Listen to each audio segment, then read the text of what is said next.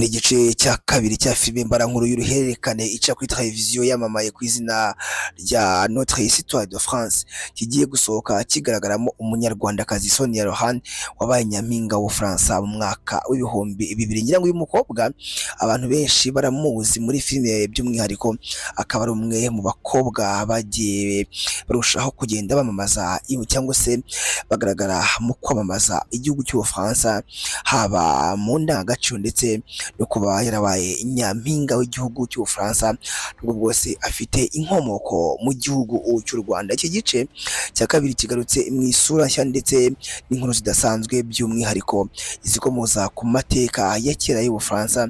Agace kamwe kihariye muri iyi filime mbarankuru kazaba kagaruka kuri Marie Antoinette n'inshingano yari afite mu gice cy'impinduramatwara mu gihugu cy'Ubufaransa. Byitezwe ko izatangira kwerekanwa kuri televiziyo zo mu Bufaransa i Paris guhera ku wa 19 Ugushyingo mu mwaka wa 2025 ku isaha ya saa 8:30 z'igica munsi.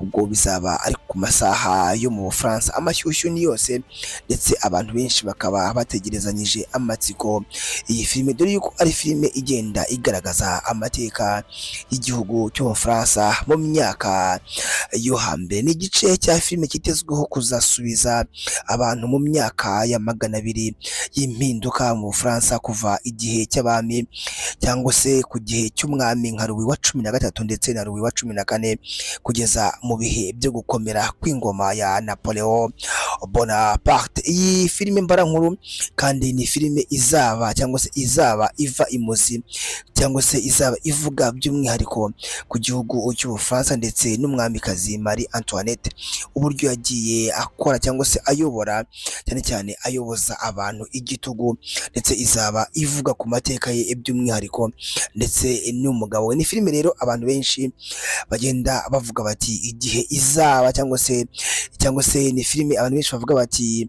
rwose iratinze kugira ngo tugende tubona byinshi twari twarahishwe. Sonia Lohan usanzwe umenyerewe cyane mu gukina ndetse no kuyobora amafilime, azaba akora ibijyanye no gufasha abakurikiye cyangwa se abagenda babasha gusobanukirwa neza cyangwa binjiza mu nkuru y'uburyo iki gihugu cyagiye kibaho ndetse n'amateka abantu benshi bakeneye kongera kumva y'umwamikazi Marie Antoinette.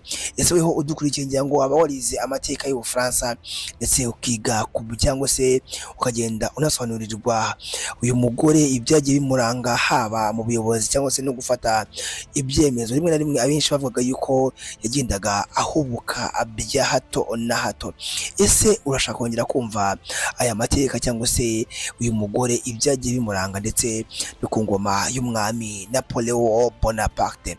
Rero nakubwira ngo ntuzacikwe n'iyi filime, ndetse ni filime abantu benshi bumva cyangwa se bavuga bati itinze kongera kutugeraho. Iyi ngiyi ni YouTube channel yacu kandi yanyu yitwa Tatibu World. Ni mu gace twise Tatibu Update, aho tuba tukugezaho amakuru abagiye acicikana avugwa ku isi yose. Uri kugenda udukurikira ku mbuga nkoranyambaga zacu zose zitwa Tatibu TV, Instagram, TikTok ndetse na Facebook, zose zitwa Tatibu TV. Ngiye nitwa N Yusufu, duhurire muri comment utubwira se ni weho uri mu bantu bize amateka y'igihugu cy'Ubufaransa cyangwa uri mu bantu bagiye biga amateka wenda y'ibindi ibihugu ariko hatarimo amateka yagiye aranga ingoma cyangwa se igihe cy'abami mu gihugu cy'Ubufaransa. Duhure muri comment mugende mutubwira uburyo mutegerezanyije amatsiko iyi filime izaba igaragaramo umunyarwandakazi, by'umwihariko wabaye nyampinga w'igihugu cy'Ubufaransa Sonia Lohan.